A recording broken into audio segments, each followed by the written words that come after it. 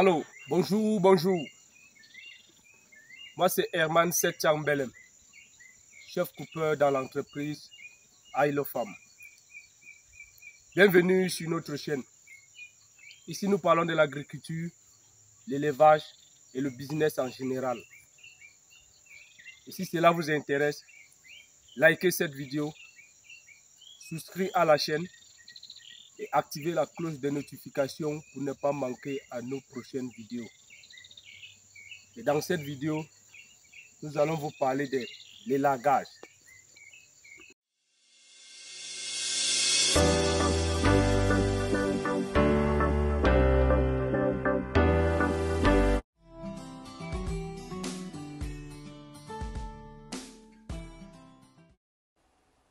Salut à toi et bienvenue sur notre chaîne.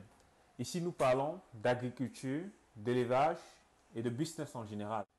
Et si cela t'intéresse, like cette vidéo, souscris à la chaîne et active la cloche de notification pour ne manquer à aucune de nos prochaines vidéos. Pour ceux d'entre vous qui êtes au Cameroun ou qui visiteront très prochainement les belles villes de Yaoundé ou de Banjul, si vous avez besoin d'un appartement meublé ou même d'un studio meublé de très bon standing et à très bon prix, dans la barre de description, vous avez les liens des appartements disponibles. Qu'est-ce qu'on appelle l'élagage? L'élagage, c'est le nettoyage des plants. À quoi nous sert l'élagage? L'élagage nous sert à avoir un bon rendement. Et comme vous le constatez, je suis face à un plant qui est déjà élargué. Et voilà le matériel qui nous sert à élarguer, qu'on appelle ça faucille, la faucille. C'est avec la faucille qu'on fait l'élargage. Comme vous le constatez, déjà un plant qui est déjà élargué devant nous. On respecte premièrement la couronne. Si la couronne est respectée, on évite ce qu'on appelle chicot. Et si tout cela est déjà fait, ça facilite la tâche au coupeur lors de la coupe. Et le travail s'avance. Comme vous le constatez, ici je suis dans une parcelle qui est élarguée. Dans notre entreprise, comme on appelle la parcelle D. Ici c'est la parcelle D qui est totalement élarguée. Je veux un peu vous montrer les palmiers comme vous constatez. Celle-ci. Et puis, devant moi ou bien la ligne que je suis. L'élargage ne suffit pas seulement élarguer et partir. Quand un coupeur élargue, il y a un classeur qui va lui s'occuper des palmiers, des palmes, pardon, et respecter les andaines. Comme vous le constatez, voilà l'andaine là-bas. Et du côté aussi, l'andaine, on respecte les deux lits. Alors lors de la coupe, le coupeur prend simplement sa faucille, il marche sur les deux lits. S'il y a les régimes mous, il coupe. Et c'est comme ça, on suit ligne par ligne. Ligne par ligne. Voilà devant moi, sur deux lignes que je suis au milieu des deux lignes. C'est comme ça que je contrôle tous les deux lignes. L'avantage de l'élagage, c'est que ça facilite la tâche. Vraiment, à la fin, on a un bon rendement. Comme vous le constatez, voilà aussi un plan là, déjà élargué. Vous voyez déjà le régime. Il y a une, deux palmes avant le régime. Maintenant, si c'est la coupe, le coupeur ne peut pas venir perdre le temps ici. Une palme ou bien deux palmes directement, il attaque le pédoncule. C'est déjà le régime qui coupe. Donc voici ce qu'on appelle l'élagage. C'est l'élagage ici, comme vous-même le constatez là. C'est ça l'élagage. Ligne par ligne. Et c'est très important. Très important. C'est très important. Quand le palmier est élargué, ça respire. On engraisse. L'engrais prend bien. Comme vous constatez là, voilà les régimes. Voilà les régimes.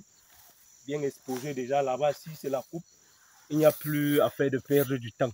tac, une palme directement régime. Comme vous le constatez là. Donc, voilà. Et puis, s'il faut encore profiter, si vous constatez, tous nos plans sont numérotés. Et quand c'est numéroté là, ça facilite la tâche au coupeur, au contrôleur, et peut même dire toute l'équipe.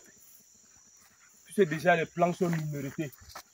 On sait que peut-être, par exemple, la ligne L18, il y a un régime oublié.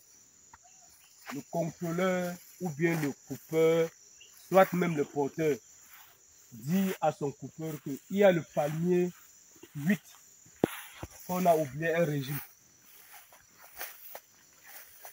Le palmier 8, je prends l'exemple, le palmier 8 qu'on a oublié un régime. Comme ça, le coupeur ne doit plus s'embrouiller, venir chercher le palmier 8 ou bien chercher le palmier. Dès qu'il rentre seulement, il regarde, il compte le palmier numéro 8, il regarde, c'est ça. Directement, il cherche à enlever le régime. Donc vraiment, le largage est important.